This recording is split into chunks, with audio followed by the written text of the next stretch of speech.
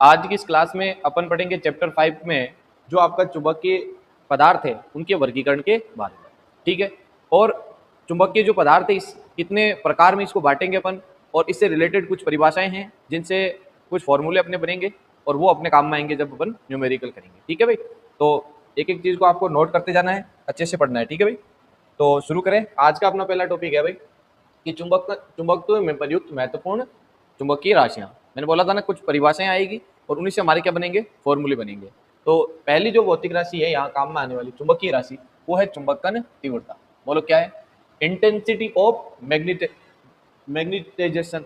ठीक है, तो मैग्नेटाइजेशन के लिए जो इंटेंसिटी है, चुंबकन की तीव्रता है, उसको आपको किस प्रकार से परिभाषित करना है। तो सबसे पहले एक काम करिए, आप इसका एक फॉर्मूला लिखिए। इंटेंसिटी को अपन आई से लिखते हैं, आई वेक्टर बराबर एम वेक्टर अपॉन वी। ये आप फॉर्मूला याद करो इसका, कि आई बराबर क्या होता है? एम बटे वी। अब चुंबकन क्षेत्र की तीव्रता, यदि आपको डायरेक्ट बिना सूत्र के ऐसे समझना है तो ऐसे समझो आप कि कहीं पे चुंबकीय क्षेत्र है, ठीक है, और उस चुंबकीय क्षेत्र के अंदर किसी बिंदु पर हम चुंबकीय क्षेत्र का परिमाण ज्ञात करना चाहते हैं, तो वो उस बिंदु की क्या कहलाएगी? चुंबकन की तीव्रता कहलाएगी। ठीक है, अब हम कैसे ज्ञात करेंगे? तो उसके लिए देखो, जैसे कहीं मान लेते हैं इस प्रकार से एक क्षेत्र है, इस क्षेत्र के अंदर हमें निकालना है, इस बिंदु पर क्या निकालना है? चुंबकन की तीव्रता निकालनी है। इस बिंदु पर हमें जब चुंबकन की तीव्रता चाहिए आई, तो हम क्या करेंगे? इस पूरे पदार्थ का एक तो आयतन, उस आयतन में कितना चुंबकीय आघूर्ण है, यानी इकाई आयतन में चुंबकीय आघूर्ण की मात्रा को ही क्या कहते हैं? चुंबकन की तीव्रता कहते हैं। अरे समझ भाई, इजी है बिल्कुल। तो इसको लिख लेते हैं। देखिए क्या डेफिनेशन बनने वाली इसकी। किसी पदार्थ के इकाई आयतन में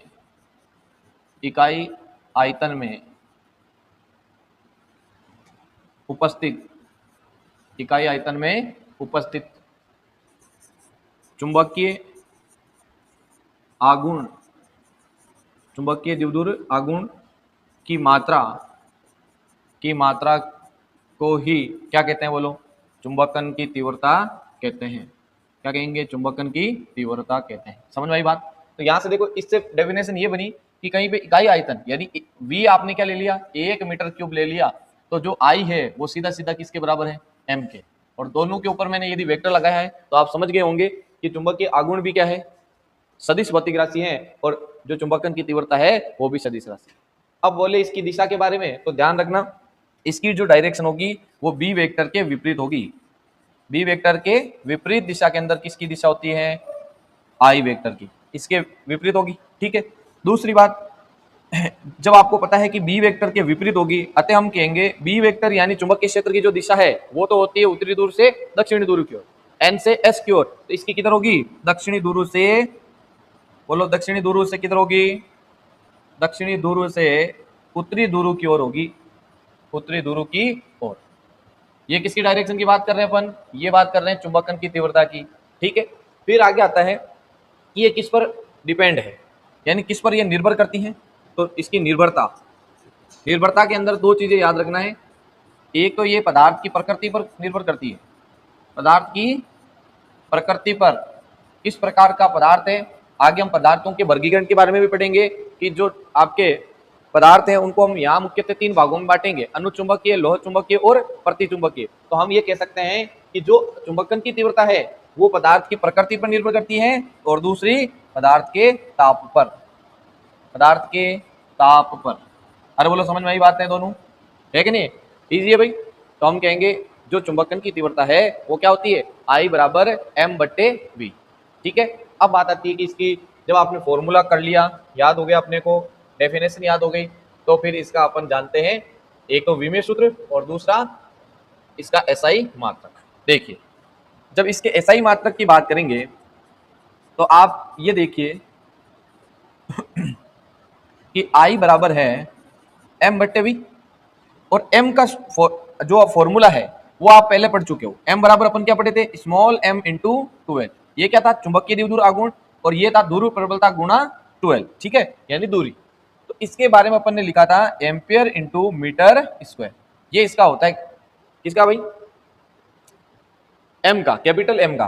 तो अब हम इसी को सोल्व करें तो देखिए क्या लिखेंगे, इसका तो हो जाएगा ampere into metre square upon, बताओ आयतन का कितना होता है? आयतन का होता है मीटर क्यूब। बोलो क्या होगा? Metre cube. अब दो घात तो कट जाएगी तो क्या बच जाएगा? एम्पियर प्रति मीटर। ये इसका क्या आ जाएगा? एसआई मात्रक।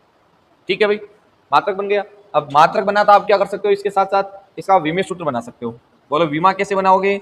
सीधी सिंपल इसकी विमा बन जाएगी। तो हम देख रहे हैं यहाँ पे कि ऊपर है एम्पियर, एम्पियर का एक की 1 लगा दो पावर, और नीचे क्या है? मीटर का L1, तो बनेगा T-1 और A+1। ठीक है, ये इसका विमेय सूत्र बन जाएगा।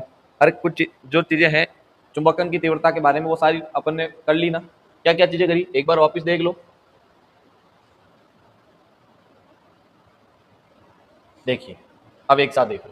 सबसे पहले तो चुंबकन की तीव्रता का फॉर्मूला पढ़ा कि आई बराबर क्या होता है? m/v होता है।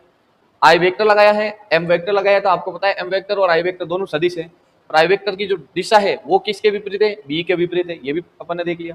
फिर बात करें कि मतलब किसी पदार्थ के इकाई आयतन में जो चुंबकीय आघूर्ण है वो क्या कहलाएगा? उसका चुंबकन की तीव्रता कहलाएगा। फिर बात करते हैं कि किस पर निर्भर करता है, तो दो चीजों पर डिपेंड है, पदार्थ की प्रकृति पर और दूसरा पदार्थ के ताप पर। ठीक है भाई, आगे करें बात। इसके बाद अपन बात करें तो एसआई मात्रक की बात करी, तो अपन ने इस वाले फॉर्मूले से एसआई मात्रक भी अपन ने निकाल लिया।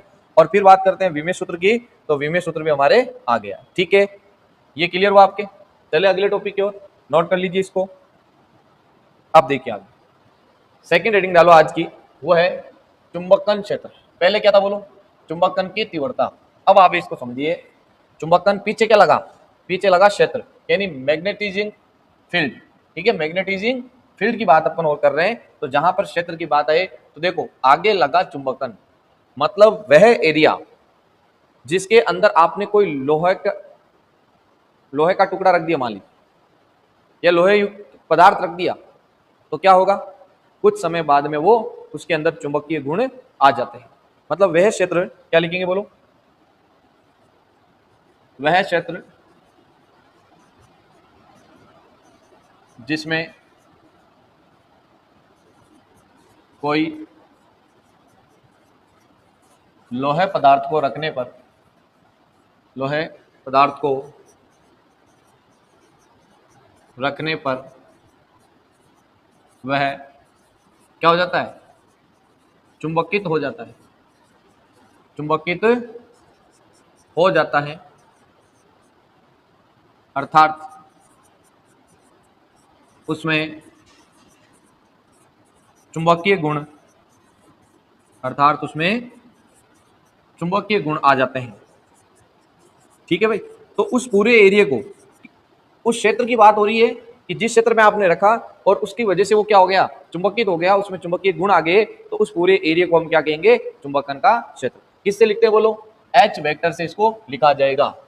अब बात आ रही है कि ये कुछ ना कुछ बात जो रिलेटेड है वो सीधी सीधी चुंबकीय क्षेत्र से। ठीक है, चुंबकीय क्षेत्र में भी क्या पढ़ते हैं अपन कि चुंबक के चारों ओर का वह क्षेत्र जिसमें कोई अन्य लोह जो युक्त पदार्थ है वो क्या करता है? आकर्षण बल महसूस करता है, उसको हम चुंबकीय पदार्थ क्षेत्र कह देते हैं, और उसको लिखते हैं बी वेक्टर से, इसको लिखते हैं एच वेक्टर से। अब यहाँ बात हो रही है कि उस एरिया की जहां पर लोहे पदार्थ खुद चुंबक बन जाता है। तो देखो अपन ने स्टार्ट में इस चैप्टर में पढ़ा था एक विद्युत चुंबक वाला टॉपिक, मैंने उस टाइम समझाया था कि विद्युत चुंबक कैसे बनाते हैं। तो हम क्या करते हैं? एक परिनालिका लेते हैं और परिनालिका के अंदर लोहे युक्त एक छड़ रख देते हैं, जिससे क्या होगा? जब उस मतलब धारावाही परिनालिका में धारा प्रवाहित कराएंगे तो उसके अंदर चुंबकीय क्षेत्र उत्पन्न होगा, और वो चुंबकीय क्षेत्र क्या करेगा? उस अंदर पड़े लोहे युक्त पदार्थ को चुंबक बना देता है, और वो धारा के कारण चुंबक बनी, इसलिए उसको क्या कहेंगे? विद्युत चुंबक, यही कहेंगे।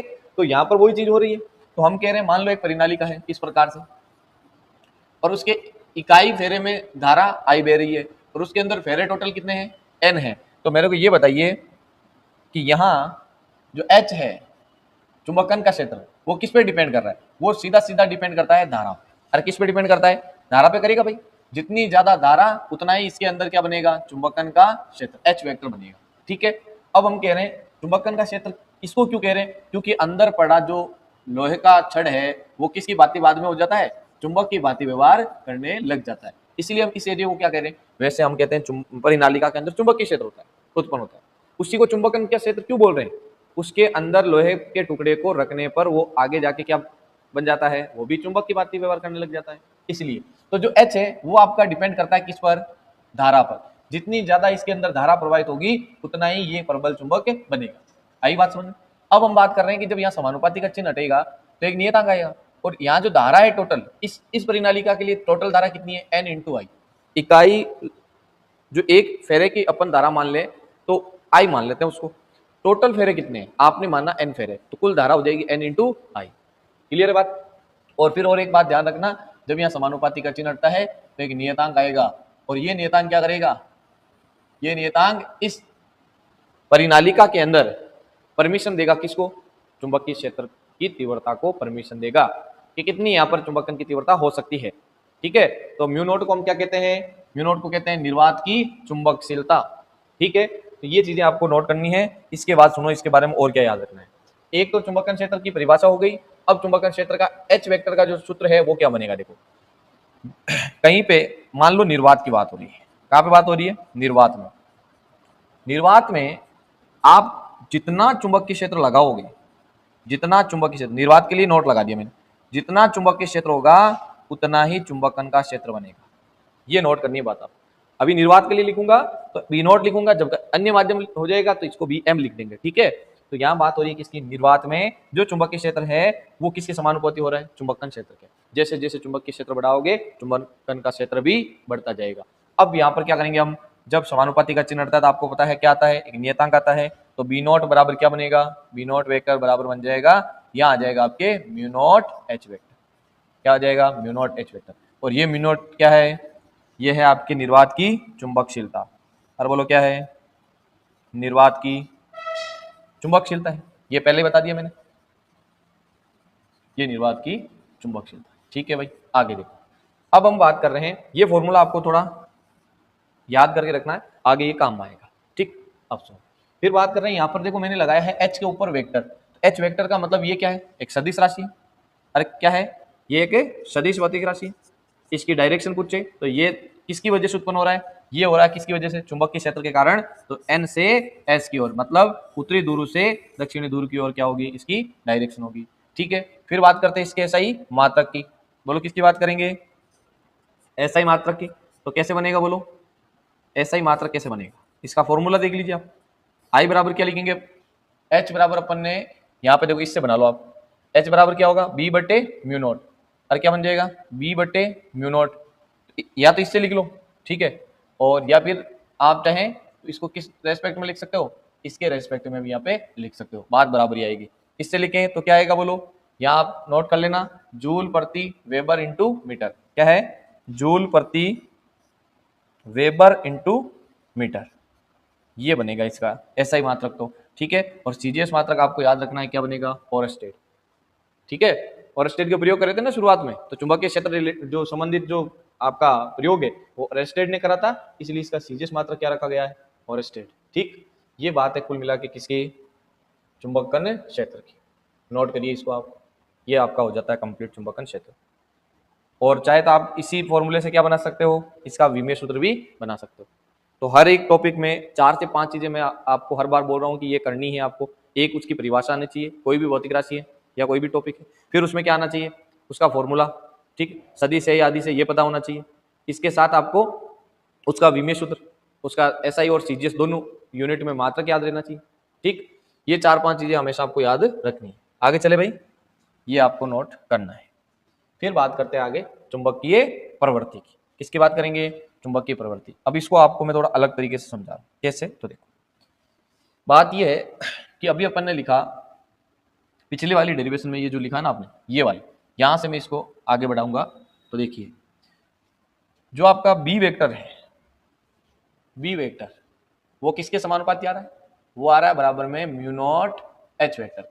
अरे आ रहा है कि नहीं आ रहा, ये कब की बात है, जब आप निर्वात के अंदर किसी चालक पदार्थ की बात कर रहे हो, यानी निर्वात हो माध्यम। अब मैं क्या कर रहा हूं, ये एक परिनालिका ली मैंने, और इस परिनालिका के अंदर अपन ने क्या रख दिया, एक रोड रख दी, ये लोहे की छड़ रख दी। अब आप इसके अंदर धारा प्रवाहित कराओगे, एन फेरों वाली एक परिनालिका है, तो इसके अंदर भी क्या उत्पन्न होगा, एक फिर से आपका चुंबकन क्षेत्र उत्पन्न होगा। एक तो इस परिनालिका में, और एक जब ये मान लो चुंबक बन गया, N और S बन गया, तो क्या इसकी वजह से चुंबकीय क्षेत्र नहीं बनेगा? बनेगा कि नहीं बनेगा? तो हम ये बात कह रहे हैं कि निर्वात में ये कंडीशन आप लगा सकते हो, लेकिन जब आप इसके अंदर रख दोगे, किसके, इस परिनालिका के अंदर जब इस छड़ को रखोगे, तो इसका खुद का अपना क्या होगा, अपना एक चुंबकीय क्षेत्र होगा, और वो चुंबकीय क्षेत्र किसके बराबर होगा, म्यू नॉट किसके, आई के। और बोलो किसके बराबर होगा, म्यू नॉट आई के। अब आई क्यों लिख रहा हूं यहां बताओ, जब हम चुंबकन की तीव्रता पढ़े थे तो वहां लिखा था आपने आई बराबर क्या होता है, आई बराबर होता है कैपिटल M बटे V, है कि नहीं? तो इस चालक पदार्थ, इस लोहे युक्त पदार्थ यानी इस छड़ के कारण क्या उत्पन्न हो रहा है, यहाँ पर चुंबकन क्षेत्र की तीव्रता उत्पन्न हो रही है। तो हम ये लिखेंगे जब ये चुंबक बन जाएगा, N और S सिरे बन गए, तो यहाँ पर उत्पन्न होगा भाई चुंबकीय द्विध्रुव आघूर्ण। और आघूर्ण उत्पन्न हुआ कि नहीं हुआ? उस आघूर्ण के कारण, वो इकाई आयतन वाले आघूर्ण को हम क्या कह रहे हैं, ये कह रहे हैं चुंबकन की तीव्रता। तो सेकंड जो फॉर्मूला लिखोगे वो ये लिखोगे, इसको आप मान लीजिए M से, ठीक है। ये हो गया कि भाई चुंबकन क्षेत्र है, तो वो कब बन रहा है, जब इसको आपने क्या बना दिया, मैग्नेट बना दिया, इसलिए मैंने क्या लिख दिया इसको Bm। अब मैं चाहूं यहाँ कुल बी नेट मतलब कि कुल चुंबकीय क्षेत्र निकालना चाहें, तो आप क्या करोगे, B naught plus B M. अरे ये जोड़ोगे नहीं, जोड़ो, ये जोड़ोगे तो बताओ बी नेट कितना आएगा, बी नॉट के वैल्यू अपन समीकरण 1 से लिखेंगे, कितना है, म्यू नॉट एच, ठीक है, और प्लस बी एम की वैल्यू कितनी है, म्यू नॉट और इंटू में आई, ठीक। क्या कॉमन आ रहा है देखो, बी नेट, यहां कॉमन की बात करें तो आ रहा है म्यू नॉट, ब्रैकेट में क्या बचेगा, एच प्लस आई, और क्या बनेगा, एच प्लस आई बना। अब हमें क्या करना है, यहां एच को भी बाहर लेना है। आप कहोगे सर एच तो कॉमन आ ही नहीं रहा, कोई बात नहीं, आपने क्या करा, एच को कॉमन लिया, तो यहां से तो आया कॉमन, तो यहां बचा एक, यहां एच को मैं जबरदस्ती कॉमन ले रहा हूं, तो जहां कॉमन आ रहा है वो तो ले लीजिए, और जहां नहीं आ रहा है उसके बटे में लिख दीजिए। जबरदस्ती कॉमन लेने का मतलब क्या हुआ कि जहां कॉमन नहीं आ रहा है उसके भाग में लिख देना आपको, ठीक है। तो यहां क्या करेंगे, यहां तो है आई, अब यहाँ कॉमन नहीं आ रहा है तो बटे में लिख दिया एच, और इसी को, ये जो आपने लिखा है ना यहाँ पे आई बटे एच, यही आपकी चुंबकीय प्रवृत्ति, इसी को क्या कहते हैं, चुंबकीय प्रवृत्ति। तो जो बी नेट आएगा आपका लास्ट फॉर्मूला इसका, वो आएगा म्यू एच ब्रैकेट में 1 प्लस ये हो जाएगा आपका जीटा, इसको क्या बोलते हैं, जीटा, जीटा बोलेंगे इसको, ठीक है। यानी चुंबकीय प्रवृत्ति का ये सिंबल है, ये क्या है, चुंबकीय प्रवृत्ति का सिंबल, ऐसे दर्शाते हैं इसको, ठीक है, मैग्नेटिक ससेप्टिबिलिटी, ठीक है। तो इस जीटा एम बराबर जो बनेगा आपके आई बटे एच बनेगा, आई बटे एच होता है आपका चुंबकीय प्रवृत्ति। यानी हम कहेंगे, यदि इसकी डेफिनेशन लिखना चाहे तो क्या लिखोगे कि किसी चालक पदार्थ के लिए चुंबकन की तीव्रता, चुंबकन तीव्रता आई, चुंबकन तीव्रता आई तथा चुंबकन क्षेत्र H, चुंबकन क्षेत्र H का अनुपात ये क्या कहलाता है बोलो, यही कहलाता है आपके चुंबकीय प्रवृत्ति, ठीक है, आई बटे एच। कैसे पता चला, तो देखिए चुंबकन की तीव्रता किस पे डिपेंड करती है, सीधी सीधी चुंबकन क्षेत्र पे। अरे जैसे जैसे चुंबकन का क्षेत्र बढ़ेगा हम कहेंगे चुंबकन की तीव्रता भी बढ़ेगी, तो दोनों समानुपाती हुए। जब समानुपाती का चिन्ह हटता है तो क्या आता है बोलो, हमेशा एक नियतांक, और यही नियतांक यहाँ पे क्या है, चुंबकीय प्रवृत्ति का काम यहाँ पे करता है। तो ये एक नियतांक है, इसलिए हम कहेंगे ये एक सदिश भौतिक राशि है, और साथ में नियतांक के लिए हम कहते हैं विमाहीन, ठीक है, ये विमाहीन राशि भी यहाँ पे हो जाएगी। बोलो समझ में आई बात, चुंबकीय प्रवृत्ति समझ में आ गई क्या, ये वाला इसका सिंबल है, ठीक है, आई बटे एच इसका फॉर्मूला हो जाएगा। आगे बहुत ज्यादा काम में आएगा ये वाली डेरिवेशन, ये वाला फॉर्मूला भी आपके सीधा क्वेश्चन के अंदर लगेगा, तो आपको यहाँ से याद रखना है, कुल चुंबकीय क्षेत्र जो आएगा वो आएगा म्यू एच ब्रैकेट में 1 प्लस जीटा, ठीक है, नोट डाउन करिए आप जल्दी से। अब चलते अपन अगले टॉपिक की ओर, ठीक है। अगली हेडिंग है अपनी चुंबकीय पारगम्यता। बोलो क्या है, चुंबकीय पारगम्यता। तो चुंबकशीलता कह दीजिए या चुंबकीय पारगम्यता कह दीजिए, तो यहां पर बात आएगी एक तो आपेक्षिक पारगम्यता की, जिसको आप कहते हो म्यू आर। अपन ने पढ़ा था ना फर्स्ट चैप्टर के अंदर, क्या पढ़ा था, एप्सिलॉन आर, याद है आपको क्या होता है, एप्सिलॉन एम बटे epsilon naught. Same to same क्या बनेगा यहाँ पर, एप्सिलॉन आर को हम कहते हैं आपेक्षिक विद्युतशीलता, वैसे यहाँ क्या हो जाएगा, म्यू आर हो जाएगा आपेक्षिक पारगम्यता, और उसका फॉर्मूला म्यू आर बराबर म्यू एम बटे म्यू नॉट हो जाएगा। अब सुनो, यहां लिखा चुंबकीय पारगम्यता, तो किसी माध्यम के लिए किसी माध्यम के लिए या किसी माध्यम की जो चुंबकशीलता है इसके बारे में ये बात हो रही है, जिसको अपन किससे लिखते हैं, म्यू एम से।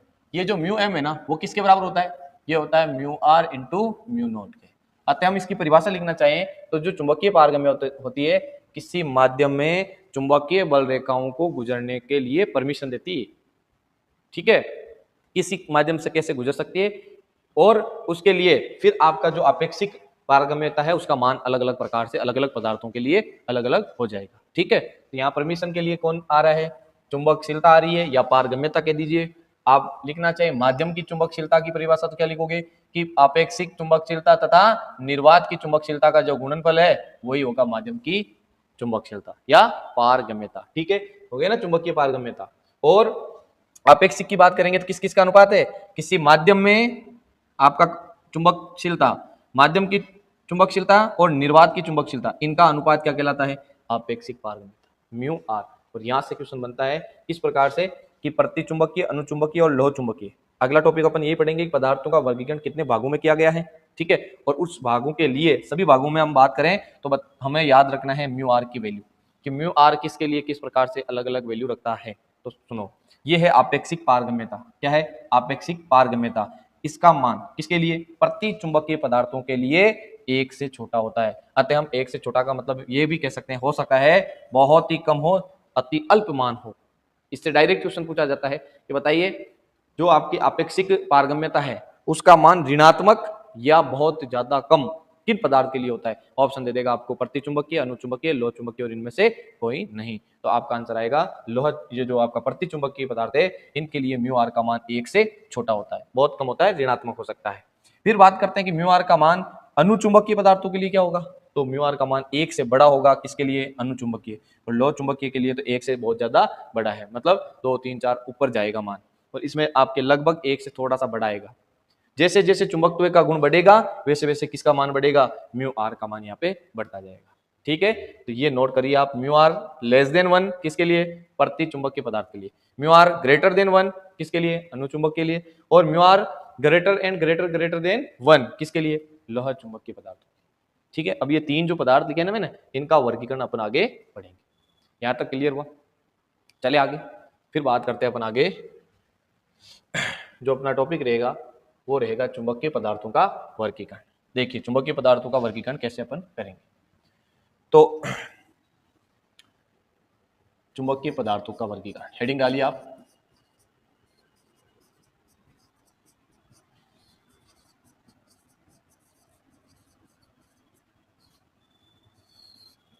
अब इनको मुख्यतः 3 भागों में बांटा है। कितने भागों, 3 भाग। कौन कौन से, एक तो है आपके लोह चुंबकीय, पहले अपन प्रति चुंबकीय से लिखते हैं। किससे लिखेंगे भाई, पहले लिखेंगे प्रति चुंबकीय, फिर लिखेंगे अनुचुंबकीय, और फिर लास्ट में लिखेंगे लोह चुंबकीय। इससे बहुत ज्यादा क्वेश्चन इस पार्ट से पूछे गए हैं, तो एक एक टॉपिक को अच्छे से यहाँ पे क्लियर करना है। ठीक है भाई, तो सुनिए, प्रति चुंबकीय, लोह चुंबकीय और अनुचुंबकीय, 3 भागों में इसको बांटा गया है चुंबकीय पदार्थों को। अब किस प्रकार से प्रति चुंबकीय होगा, लोह चुंबकीय होगा और अनुचुंबकीय होगा। तो हमने एक चीज पढ़ी थी कि प्रत्येक जो पदार्थ है वो परमाणु से मिलकर बना होता है। अरे प्रत्येक पदार्थ किससे, परमाणु से मिलकर बना होता है। और परमाणु के अंदर क्या होता है, एक नाभिक होता है जिसमें प्रोटॉन न्यूट्रॉन रहते हैं, और इसके चारों ओर जो कक्षाएं हैं उनमें इलेक्ट्रॉन चक्कर लगाते हैं।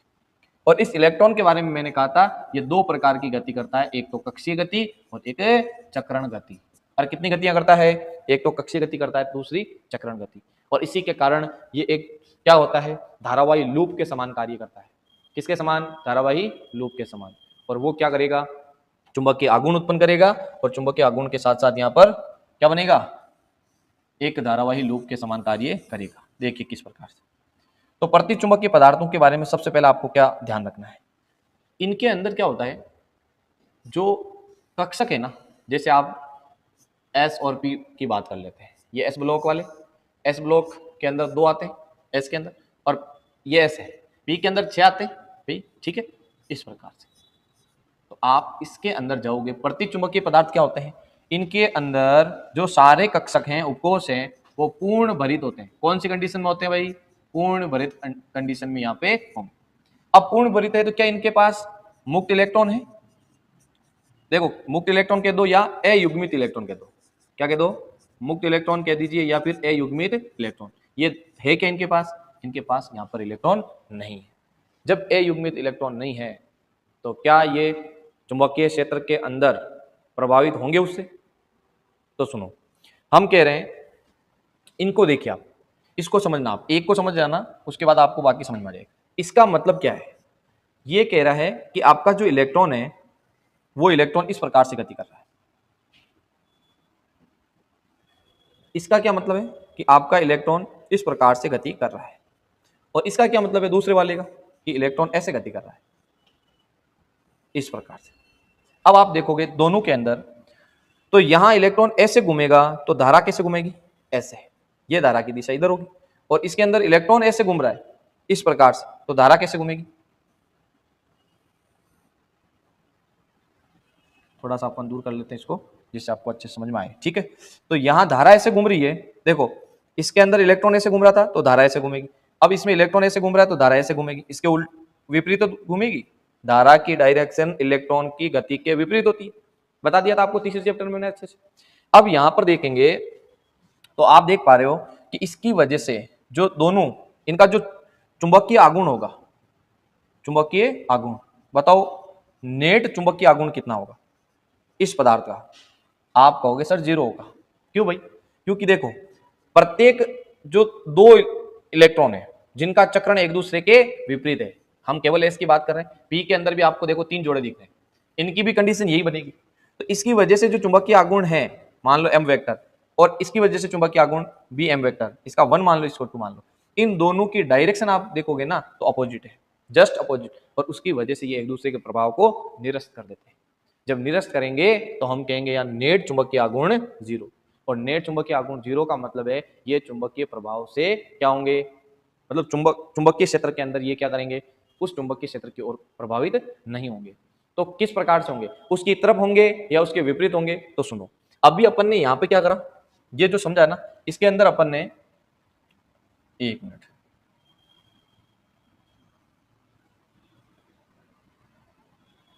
अभी अपन ने जो प्रतिचुंबकीय के अंदर ये कंडीशन बनाई, ये चुंबकीय क्षेत्र की अनुपस्थिति की बात है। किसकी बात हो रही है?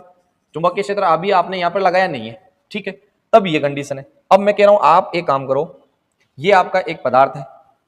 कौन सा पदार्थ? मैं कह रहा हूं ये प्रतिचुंबकीय पदार्थ है। प्रतिचुंबकीय पदार्थ में कंडीशन इस प्रकार की बन रही है कि प्रत्येक दूसरा इलेक्ट्रॉन पहले के विपरीत क्या कर रहा है? चुंबकीय आघूर्ण उत्पन्न कर रहा है। इसलिए नेट चुंबकीय आघूर्ण तो 0 हो गया, लेकिन जब हम यहाँ पर चुंबकीय क्षेत्र आरोपित कर देंगे N और S, अब क्या होगा? N और S जब आपने लागू कर दिया तो इनमें से वो अणु या जो परमाणु जो किसकी दिशा में है, N और S की डायरेक्शन में होंगे, वो तो क्या हो जाएंगे, इस वाले चुंबकीय क्षेत्र के साथ मिलने की कोशिश करेंगे। लेकिन ये क्या चाहेंगे कि उसको निरस्त कर दे, है कि नहीं? मान लो मैं इनको छोटा अणु के रूप में ऐसे मान लेता हूं, इस प्रकार से ऐसे मान लेता हूं, ठीक है, ये ऐसे पढ़े थे पहले। अब आप कंडीशन ये कब है? जब आपने चुंबकीय क्षेत्र यहां पर आरोपित नहीं किया, ठीक है, जब आरोपित नहीं करेंगे तब की बात यह है। मैं कह रहा हूं अब जैसे ही आपने इस पे क्या लगा दिया, चुंबकीय क्षेत्र लगा दिया, तो क्या होगा कि ये जो पहले तो क्या कर रहे थे, एक दूसरे के प्रभाव को निरस्त करके नेट चुंबकीय आघूर्ण 0 हो रहा था। अब कुछ जो इसके विपरीत है, मान लो आप उल्टा लगा दो, इधर N लगा दो, इधर S लगा दो, ये लगाया आपने N से S की ओर चुंबकीय आघूर्ण, और इनका खुद का कैसे है, जैसे देखो इन दोनों को ये निरस्त कर देगा। अब जो ये बचेंगे ये किसका विरोध करेंगे? ये बाह्य चुंबकीय क्षेत्र का विरोध करेंगे। यहाँ जो चुंबकीय क्षेत्र लगाए ना, इसका क्या करेंगे? विरोध करेंगे। विरोध करने का मतलब हम ये कहेंगे कि चुंबकीय क्षेत्र से ये प्रतिकर्षित करें होंगे। क्या होंगे? प्रतिकर्षित होंगे। इसीलिए इसका नाम क्या रखा गया? प्रतिचुंबकीय पदार्थ। अरे समझ में आया कुछ? मैंने कंप्लीट चीज बताई आपको, बेसिक से लेके कंसेप्ट वाइज आपको क्लियर किया है उदाहरण से, ठीक है? समझ में आया होगा आपको कि किस प्रकार से ये चुंबकीय बाह्य चुंबकीय क्षेत्र में ले जाके जब रखोगे ना, तो ये उससे उल्टे प्रभावित होंगे, मतलब विपरीत दिशा के अंदर ही प्रभावित होंगे, या हम कह सकते हैं चुंबकीय क्षेत्र से प्रतिकर्षित होंगे। उन पदार्थों को हम क्या कहेंगे? प्रतिचुंबकीय पदार्थ। डेफिनेशन लिखना चाहो तो क्या लिखोगे कि ऐसे पदार्थ जिन्हें बाह्य चुंबकीय क्षेत्र में रखने पर उससे ये विपरीत दिशा में या उससे ये क्या होते हैं? प्रतिकर्षित होते हैं, प्रतिचुंबकीय पदार्थ कहलाते हैं। फिर बात आती है अनुचुंबकीय। अब देखो अनुचुंबकीय में क्या बनेगा। अनुचुंबकीय की बात अपन करें तो यहां इन पदार्थों के अंदर, अनुचुंबकीय के अंदर क्या कंडीशन होती है, इनके अंदर रहते हैं अयुग्मित इलेक्ट्रॉन। पहली बात तो ये याद रखना। बोलो क्या रहेंगे इनके अंदर, अयुग्मित इलेक्ट्रॉन। जैसे देखो मान लो एस जो ब्लॉक है वो पूर्णतया भरे, लेकिन जैसे पी की बात करें तो इसके अंदर ये पूर्ण पूरी थे, लेकिन ये क्या हो जाएगा, आधा खाली, या ये पूरा भरा रहेगा तो ये खाली रह जाएगा। यानी कि इनके अंदर रहता है अर्धपूरित कोश। क्या रहता है, अर्धपूरित। कंडीशन ये बनती है। इसकी वजह से होता क्या है, तो सुनो, इसके कारण होता क्या है कि ये एक पदार्थ है, ठीक है। इस पदार्थ के अंदर ये बहुत सा, इनको मैं क्या मान लेता हूं, ये छोटे छोटे अणु मान लेता हूं। ये जो कि किसकी बातें व्यवहार कर रहे हैं, मैंने कहा ना ये धारावाही परिनालिका या लूप की बात है। उस लूप को मैं छोटा सा इस प्रकार से, इधर एन और इधर एस, ठीक है, ये एन और ये एस, मैं बहुत सारे यहाँ पे बना देता हूँ, ठीक है ना, अयुग्मित इलेक्ट्रॉन। इनके कारण ये बन गए, क्योंकि इनकी चक्रण गति हो रही। चक्रण के कारण क्या हो गया, यहाँ पर ये छोटी चुंबक की बातें व्यवहार करी। अब आप यहाँ पे देख पा रहे हो, आपसे पूछे इस पदार्थ का नेट चुंबकीय आघूर्ण, देखो इसका 0 वाट है, बताओ इसका नेट चुंबकीय आघूर्ण क्या होगा, तो आपको ये बताना इसका भी 0 होगा भाई। नेट चुंबकीय आघूर्ण इसका भी क्या होगा, 0। बताओ क्यों हो रहा है 0, क्योंकि अभी आपने चुंबकीय क्षेत्र की अनुपस्थिति की बात हो रही है, चुंबकीय क्षेत्र आरोपित नहीं किया, तब ये अपनी इच्छा अनुसार, ये क्या है, यादृच्छिक कंडीशन में है। और यादृच्छिक कंडीशन यानी जिगजैग लाइन में जब रहेंगे तो हम ये कहेंगे एक दूसरे को प्रभाव को नष्ट कर देंगे। देखो जैसे ये इस दिशा में है तो इसके विपरीत ये रहा, ये इस दिशा में है तो इसके विपरीत ये इससे नष्ट हो जाएगा, और ये इसका प्रभाव इससे नष्ट। कुल मिला के जो नेट चुंबकीय आघूर्ण आपको मिला वो कितना मिला, 0 मिला। तो बताइए फिर भी ये अनुचुंबकीय क्यों है, तो कैसे होगा, तो देखिए इसके लिए अपन फिर से समझते हैं। अपन ने क्या करा, इस चुंबकीय पदार्थ के जो ये पदार्थ है ना, इसके सिरों पर क्या लगा दिया, बाह्य चुंबकीय क्षेत्र यहाँ पर आरोपित कर दिया। जैसे ही बाह्य चुंबकीय क्षेत्र आरोपित करोगे इसकी कंडीशन क्या बन जाएगी, सारे के सारे जो आपके ये अणु है या जो ये इलेक्ट्रॉन है वो एक सीधी रेखा में स्थित हो जाएंगे। कैसे, इधर एन है तो इनकी कंडीशन कैसे हो जाएगी, सारे के सारे ऐसे हो जाएंगे, ये वाला जितने भी ना सब इस सीध में ऐसे हो जाएंगे। अब ये पता होगा आप ऐसे क्यों हो रहे हैं, अरे ये तो पता चल गया आप इस सीध में क्यों हो रहे हैं। सारे के सारे एन जो जितने भी इलेक्ट्रॉन से जो आपने छोटे अणु बनाए या छोटी चुंबक की बातें जो व्यवहार कर रहे हैं उनका सबका एन हो गया एस की तरफ और सबका एस हो गया एन की तरफ। अब आप कहोगे जो पहले नेट चुंबकीय आघूर्ण था कितना, 0, अब वो 0 नहीं होगा। अरे 0 नहीं होने का मतलब क्या हुआ, देखिए एन एस दिशा के अंदर आपने जब एन एस दिशा आपने लगाई, बाह्य चुंबकीय क्षेत्र लगाया, तो ये क्या करेंगे, उस चुंबकीय क्षेत्र की ओर आकर्षित होंगे। क्या होंगे, आकर्षित होंगे भाई। और इसी आकर्षण के कारण हम इनको क्या कहते हैं, अनुचुंबकीय। अरे बोलो क्या बोलते हैं, अनुचुंबकीय। ठीक है, क्लियर हुआ। फिर तीसरा पॉइंट, तीसरी चीज अपन समझ रहे हैं वो है आपका क्या है, बोलो लोह चुंबकीय। और लोह चुंबकीय के अंदर इस प्रकार की कंडीशन नहीं होके जो आपके ये छोटे जो चुंबक की भांति जो अणु हैं वो डोमेन के रूप में रहते हैं। किसके रूप में रहते हैं, डोमेन के रूप में। और किसके रूप में रहेंगे, डोमेन के रूप में। अब डोमेन का मतलब समझ गए कि आप, यानी झुंड के रूप में रहेंगे इस प्रकार से। ये सारे के सारे एक सीध में इधर रहेंगे, यहां मान लो जो रहेंगे वो इधर रहेंगे, इनकी डायरेक्शन यहां वाले इस डायरेक्शन में, और फिर अपन बना देते हैं इसके विपरीत।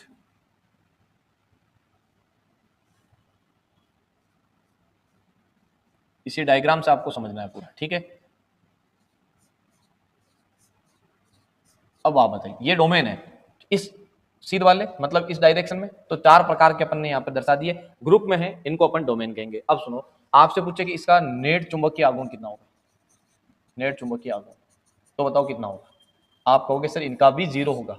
अरे बोलो क्यों 0 हो रहा है, क्यों, क्योंकि देखो ये इस डायरेक्शन में, इनको कौन काटेगा, ये इसके विपरीत है, ये नीचे की तरफ है, इनको कौन काटेगा, ये ऊपर वाले। तो कुल मिला के नेट चुंबकीय आघूर्ण कितना आया, 0। लेकिन जैसे ही क्या करूं मैं, इसके सिरों पर क्या लगा दूं, अरे क्या लगा दिया जाए, चुंबकीय क्षेत्र आरोपित कर दिया जाए, तो होगा क्या, वो सुनो आप।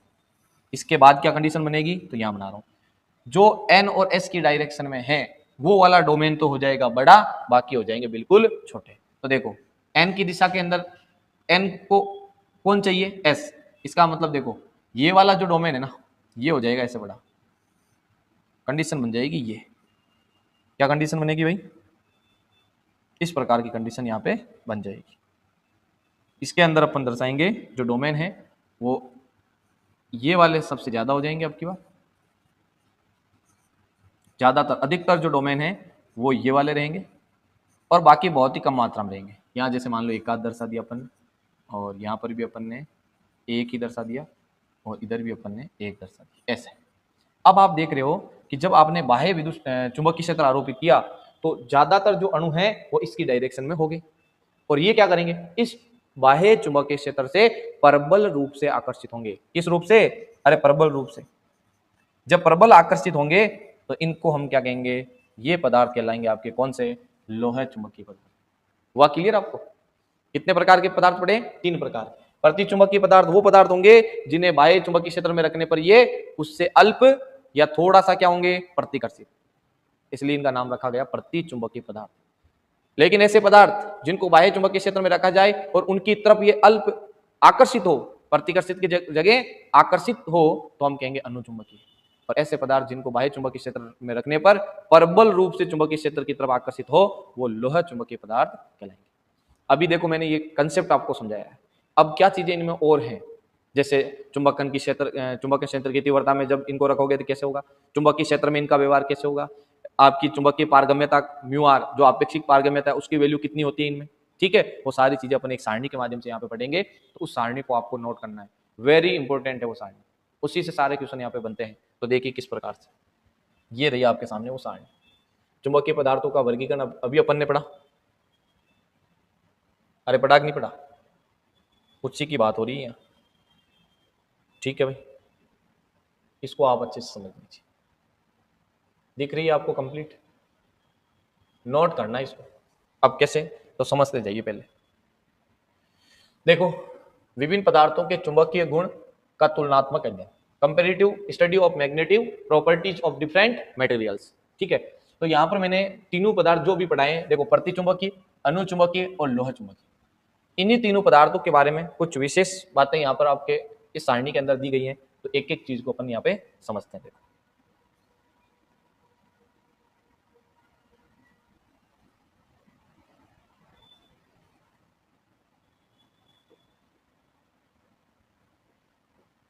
हाँ, अब देखो आप, सबसे पहला लिखा है कि इन पदार्थों को चुंबकीय क्षेत्र में रखा जाए, बाह्य चुंबकीय क्षेत्र में रखते हैं तो इनका व्यवहार किस प्रकार का रहेगा। मैंने लगभग बातें आपको समझा दी, एक बार यहाँ पर देख लीजिए, रिपीट कर लीजिए एक बार।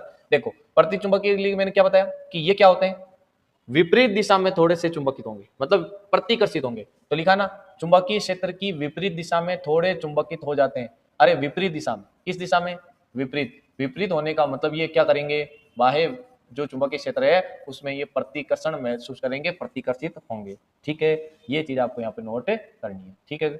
आगे चलते हैं, फिर अपन बात करें किसकी, कि ये तो हुआ प्रतिचुंबकीय पदार्थ। अब यदि चुंबकीय क्षेत्र के अंदर अपन किसको रखें, अनुचुंबकीय, तो ये चुंबकीय क्षेत्र की दिशा में ही थोड़े चुंबकित होते हैं, यानी अल्प आकर्षित होते हैं। और इसी जगह हम बात करें लोहे चुंबकीय, तो ये देखो प्रबल रूप से आकर्षित होंगे या चुंबकित हो जाते हैं। यही बात होती है, मैंने आपको समझा दिया मैंने पहले। आगे चलो, अब है चुंबकीय प्रेरण, यानी कि जो आपका चुंबकीय क्षेत्र है वो किस प्रकार से यहाँ पर कम होगा, ज्यादा होगा, कि उसकी वैल्यू कितनी रहेगी। तो सुनो, प्रतिचुंबकीय के अंदर क्या होगा भाई, ये तो बाह्य चुंबकीय क्षेत्र में रखने पर प्रतिकर्षित हो रहा है, इसका मतलब इसके अंदर बहुत कम होगा चुंबकीय क्षेत्र का मान। इसलिए हम क्या कहेंगे, इसके अंदर जो चुंबकीय क्षेत्र का मान है निर्वात वाले से, देखो लिखा है ना, बी, जो बी है वो बी नॉट से कम रहेगा। पदार्थ में चुंबकीय बल रेखाओं की संख्या बहुत ही कम रहेगी, कम हो जाएगी। और इसमें अब जैसे बराबर होने के बराबर आएगा कि पहले जो निर्वात में था, अब आपने जो चुंबकीय क्षेत्र आरोपित किया बाद, उनकी दोनों की जो वैल्यू है लगभग बराबर आ रही है, तो चुंबकीय क्षेत्र रेखाएं बढ़ने लग गई। इसमें तो बहुत ज्यादा हो जाएगी, है ना, ये देखो ग्रेटर देन आ रहा है तो बहुत ज्यादा बढ़ जाएगी, ठीक है। चुंबकीय बल रेखाओं की संख्या इसमें कम होती है, इसमें थोड़ी सी बढ़ेगी और इसमें बहुत ज्यादा बढ़ जाएगी। फिर बात करते हैं चुंबकन तीव्रता की, आई वेक्टर की। और किसकी बात कर रहे हैं, आई वेक्टर। तो भाई आपका जो चुंबकीय क्षेत्र है वो खुद डिपेंड किस पे करता है, चुंबकन की तीव्रता। तो चुंबकन तीव्रता और चुंबकीय क्षेत्र बिल्कुल सिमिलर है। ये क्या हो रहा था, विपरीत दिशा में, तो यहाँ पर भी क्या होगा कि आई का मान बहुत ही कम होगा, किसके लिए, प्रतिचुंबक के लिए। और साथ में चुंबकन क्षेत्र की दिशा क्या रहेगी, दिशा के विपरीत होता है। मतलब चुंबकन क्षेत्र के विपरीत रहेगी किसकी, चुंबकन तीव्रता की दिशा। इसमें क्या होगा, इसमें विपरीत होती है, उसी दिशा में होगा लेकिन मान, इसमें भी अल्प है लेकिन ये विपरीत है, विपरीत का ध्यान रखना, इसमें भी अल्प है लेकिन उसी क्षेत्र, उसी के मतलब दिशा में, चुंबकन क्षेत्र की दिशा में, और यहाँ तो अत्यधिक मान होगा उसी दिशा में। फिर बात करते हैं चुंबकीय आघूर्ण की। बोलो चुंबकीय आघूर्ण का मान क्या होगा, एक तो लगभग कम होगा, कितना, शून्य के लगभग होगा, और एच के विपरीत होगा। अभी देख लो, बी के विपरीत, आई के विपरीत, एम में भी क्या, एच के विपरीत, यही बात हो रही है, ठीक है। एच के विपरीत बहुत कम। अब यहाँ विपरीत नहीं होगा, एच की दिशा में होगा लेकिन अल्प होगा। अब यहाँ तो एच की दिशा में बहुत ही ज्यादा होगा। समझ में आ रहा है पैटर्न आपको, ये सारी चीजें एक दूसरे से रिलेट कर रही है। यहाँ बात आती है आपेक्षिक पारगम्यता की, आपेक्षिक चुंबकीय पारगम्यता म्यू आर, इसकी बात हो रही है। तो ध्यान रखना, ये वैसे मैंने पहले ही बता दिया, यहाँ पर और बता रहा हूँ, एक बार और नोट डाउन कर लीजिए कि म्यू आर हमेशा क्या होता है, धनात्मक। आर क्या होता है, धनात्मक, तथा अल्प किसके लिए, मान 1 से कम होता है, अर्थात म्यू आर का मान 1 से छोटा होगा, किसके लिए, प्रति चुंबकीय पदार्थों के लिए। आ रही बात समझ में, अरे सही आ रही है ना समझ में, तो आगे देखो, इसकी बात हो रही है म्यू आर की। इसमें म्यू आर की वैल्यू क्या आई, 1 से कम आई। इसमें मैंने बताया कि धनात्मक है और 1 से बड़ा है, म्यू आर क्या आएगा, ग्रेटर देन आएगा 1 से, ठीक। और फिर बात करते हैं, यहाँ तो बहुत ज्यादा बड़ा आएगा, बहुत ज्यादा बड़ा, किसके लिए, लोह चुंबकीय के अंदर, ठीक। चले आगे समझते जाइए सारणी को, बहुत ज्यादा इंपॉर्टेंट है। फिर बात करते हैं किसकी, जीटा की, यानी कि चुंबकीय प्रवृत्ति। तो चुंबकीय प्रवृत्ति क्या होता है, आपने ये पढ़ा आई बटे एच, आई बटे एच, इसका जो अनुपात होता है वो आपका चुंबकीय प्रवृत्ति होता है। तो सोच लो आप कि जो आई बटे एच जब विपरीत दिशा में है तो यहाँ पर इसकी वैल्यू भी कम आएगी, ठीक है। तो जो जीटा है वो ऋणात्मक और अति अल्प होगा। ऋणात्मक होने का कारण है कि ये दोनों क्या है, विपरीत दिशा में। यहाँ बात आती है, देखो आगे, ये ऊपर वाला यहाँ माइनस में रहेगा और बहुत कम, यहाँ प्लस में रहेगा लेकिन कम रहेगा, और यहाँ धनात्मक के साथ अत्यधिक होगा। किसका मान, ये जीटा एम का, चुंबकीय प्रवृत्ति की बात है, इसके लिए ऋणात्मक, इसके लिए धनात्मक, लेकिन इसमें धनात्मक के साथ अधिक रहेगी। अब बात आती है कि चुंबकीय प्रवृत्ति की एच पर निर्भरता, आई बटे एच जिसको हम कहते हैं चुंबकीय प्रवृत्ति, वो कह रहा है एच पर किस प्रकार से डिपेंड है। तो ध्यान रखना, इसमें और इसमें, किसमें, प्रति चुंबकीय और अनुचुंबकीय में चुंबकीय प्रवृत्ति की एच पर कोई निर्भरता नहीं है, निर्भर नहीं करेगा। लेकिन किस पर निर्भर करेगा, लोह चुंबकीय पदार्थों के लिए चुंबकीय प्रवृत्ति का मान एच पर निर्भर करता है, इनमें नहीं करेगा, और तीसरे में यहाँ पे करेगा, ठीक। फिर आगे बात करें,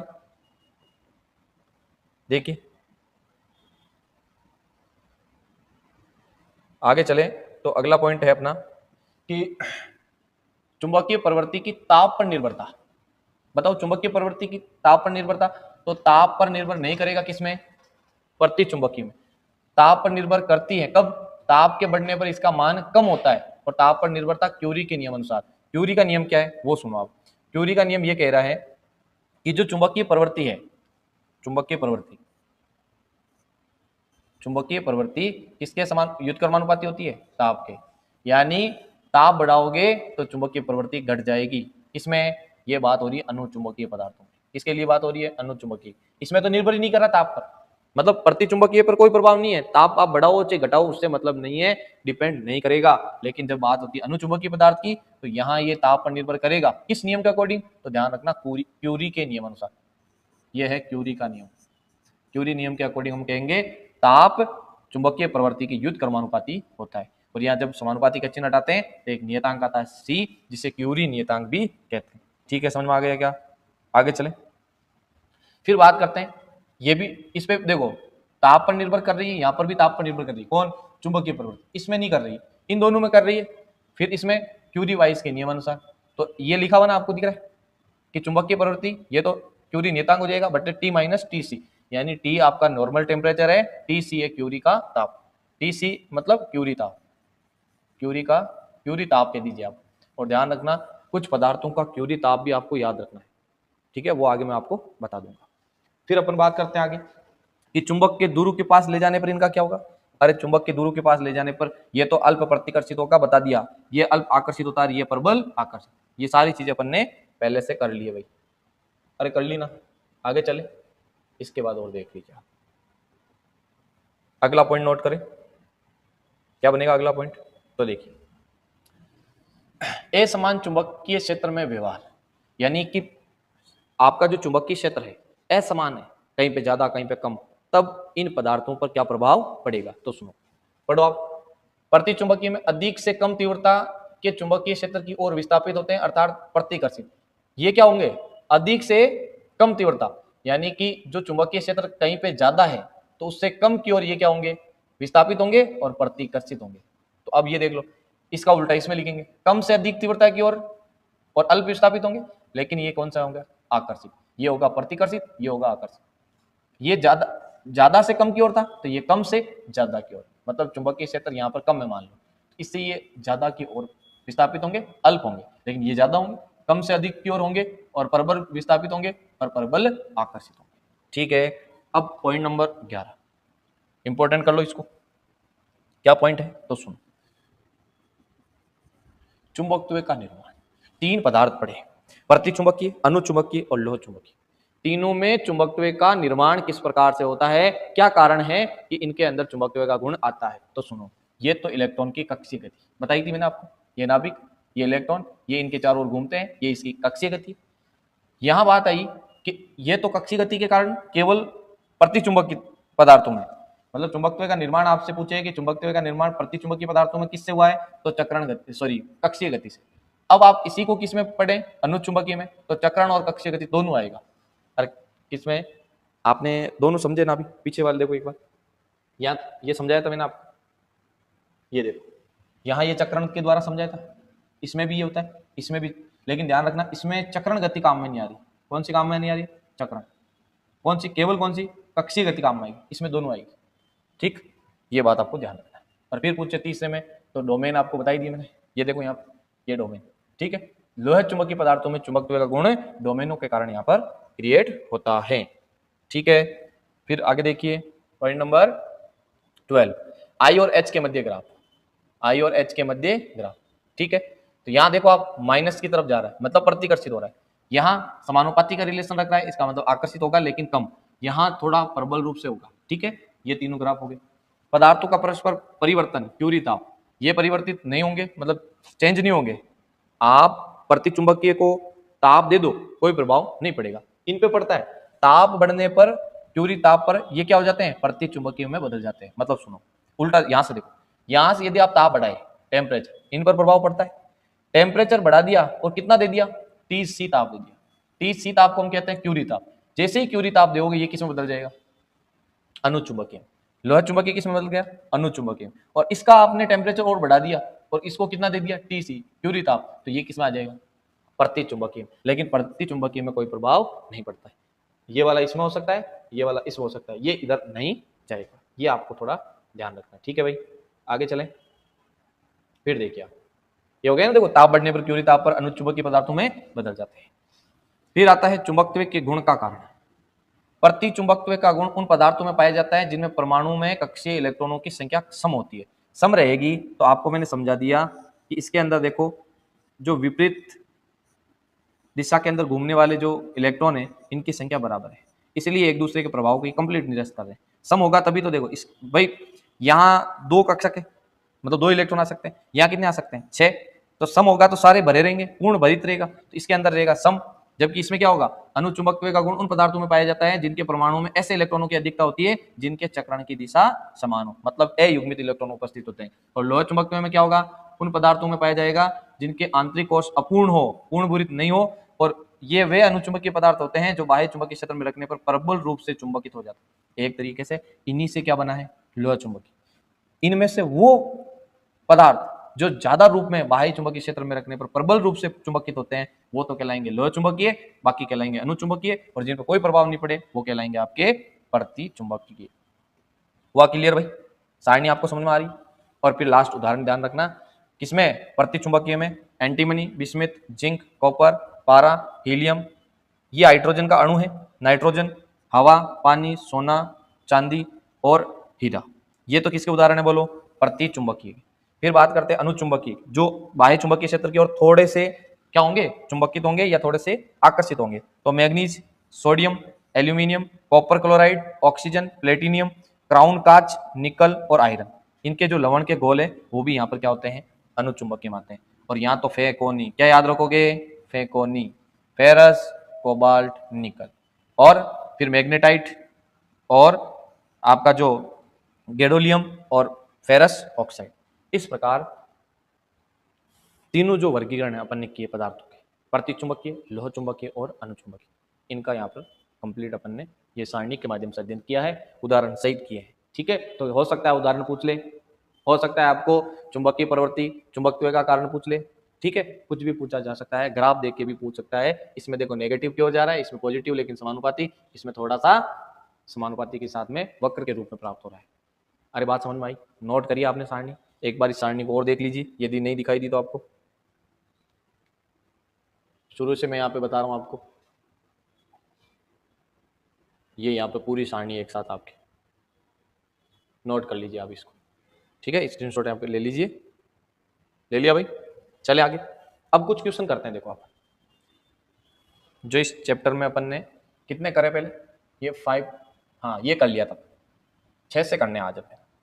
पढ़िए आप क्वेश्चन नंबर 6 कि हाइड्रोजन परमाणु की प्रथम कक्षा में गति कर रहे इलेक्ट्रॉन का चुंबकीय आघूर्ण ज्ञात कीजिए। यानी हमें ज्ञात करना है कैपिटल एम। यहां बात हो रही है आर बराबर आपको दिया है कितना, 0.53, पीछे एंगस्ट्रम लिखा हुआ है, ये देखो एक ऊपर ऐसे बिंदी है, और v यानी वेग दिया हुआ है कितना, 2.2 इंटू 10⁶ मीटर पर सेकेंड। ये आपको वैल्यू दे रखी, निकालना क्या है, m निकालना। अब याद करो आप, इलेक्ट्रॉन का कक्षीय वेग और चुंबकीय आघूर्ण, ये अपन ने एक पूरी डेरिवेशन करी थी, याद है कुछ? उसमें अपन ने लिखा था कैपिटल M बराबर क्यू वी आर, क्या लिखा था, QVR अपॉन 2। अरे फॉर्मूला करा था, देख लेना आप, पिछली क्लास के अंदर अपन ने किया था ये। तो वहां से मैं डायरेक्ट लिख रहा हूं, तो M बराबर मेरे को चाहिए, तो Q क्या है, इलेक्ट्रॉन, और इलेक्ट्रॉन का आवेश कितना होता है, इलेक्ट्रॉन का आवेश होता है 1.6 इंटू 10⁻⁻19 कूलम। यहाँ रख दीजिए 1.6 इंटू 10⁻⁻19 इंटू v, स्पीड दे रखी है आपको कितनी, 2.2 इंटू 10⁻6 इंटू r, रेडियस कितनी दे रखी है, 0.53 इंटू 10⁻⁻10। बताओ ये क्यों रखा -10? अरे -10 क्यों रखा आपने, -10 रखने का कारण क्या है वो बताइए आप। यहाँ मैंने -10 इसलिए रखा क्योंकि यहाँ पीछे एंगस्ट्रम लगा हुआ है, ये दिख रहा है आपको, ये r की वैल्यू है और ये v की वैल्यू, तो पीछे एंगस्ट्रम है, एक एंगस्ट्रम में क्या होता है, 10⁻⁻10 मीटर होता है। ऐसा ही में करना है ना कन्वर्ट, ये चेंज कर दिया, और फिर बटे में क्या लिखना है, बटे में लिखना है 2। अब इसको सोल्व कीजिए आप, जल्दी से करिए, मैं आपके डायरेक्ट यहाँ पे आंसर लिख रहा हूँ, आपको पूरा सोल्व करना है भाई। ठीक है, अब सोल्व आप करेंगे तो आंसर कितना आएगा वो मैं बता देता हूँ आपको। ये आएगा आपके 9.3 into 10⁻⁻24 ampere into metre square. ये आप सोल्व कर लेंगे और आपका आंसर आसानी से आ जाएगा। ठीक है, फिर चले आगे, क्वेश्चन अगला देखिए आप, 7वां क्वेश्चन आप पढ़िए, आपके सामने लिखा हुआ है,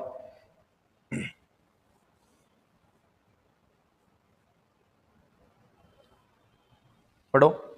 एक दंड चुंबक की प्रभावी लंबाई 10 सेंटीमीटर है। अरे प्रभावी लंबाई को किससे लिखते हैं, 2L से। ये कितनी दे रखी है, 10 सेंटीमीटर। बोलो क्या दे रखी है, 10 सेंटीमीटर। हम क्या करेंगे, 10/100 यूज करेंगे और मीटर में लिख देंगे। ठीक है, फिर ध्रुव प्रबलता को किससे लिखते हैं, M से। वो कितनी दे रखी है, 25 एम्पियर इंटू मीटर। आगे चलो, इससे चुंबकीय याम्योत्तर से 30 डिग्री, थीटा कितना दे रखा है, 30 डिग्री।